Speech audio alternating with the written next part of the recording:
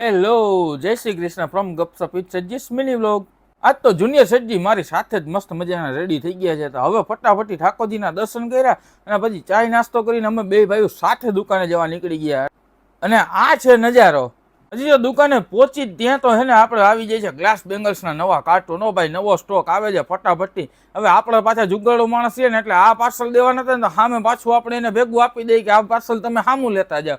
એટલે એક તીર દો નિશાન જેવું કામ કરી નાખ્યું. ભાઈ જુનિયર શેઠજીને કીધું તમે તમારું કામે લાગી જાઓ, હું કચરા પોતા કરી નાખું ને પછી લક્ષ્મીજીને દીવો કર્યો. અને ત્યાં આવી જાય છે આપણી દુકાને એક નવા કસ્ટમર જે ખાલી અમારે ત્યાં જોવા આવ્યા હતા એટલે એ જોઈને જાય છે. પછી આવી જાય એક કસ્ટમરનો વિડીયો કોલ. તો આપણે ફટાફટ એમને વિડીયો કોલ દ્વારા પ્રોડક્ટ બતાવી દઈએ છીએ અને ઓર્ડર લઈ લે છે. અને હવે બપોર પડી ગઈ છે એટલે પેલા તો જમવા બીજે પેટ પૂજાઈ કરવી પડે ને.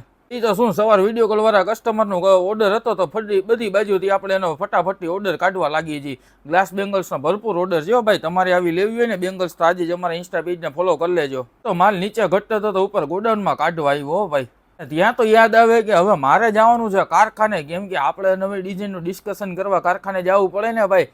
હવે વરી કસ્ટમર નવું માગે ત્યાંથી કાઢવું. એટલે કારખાને આવી ગયા હતા ને હું કાકા ને ભાઈજી ને બધા ભેગા થઈને લાગી ગયા હતા નવી આઈટમનું ડિસ્કશન કરવા કે કઈ આઈટમ કેમ બનાવી, હું બનાવવું એ બધું. અને જ્યાંથી રિટર્ન આવ્યો ને એટલે ફટાફટથી આપણે તો હે ને પેલા કાનાભાઈની ચા પી લીધી. ભાઈ હવે ભાઈ ચા વગર તો હાલે ને. આજ તો 5 વાગ્યાની ભૂલી ગયા હતા એટલે રિટર્નમાં પી લીધી. અને પછી દુકાને આવીને પેલા તો આપણે છે ને ભાઈ શોર્ટિંગનું કામ સ્ટાર્ટ કર્યું છે.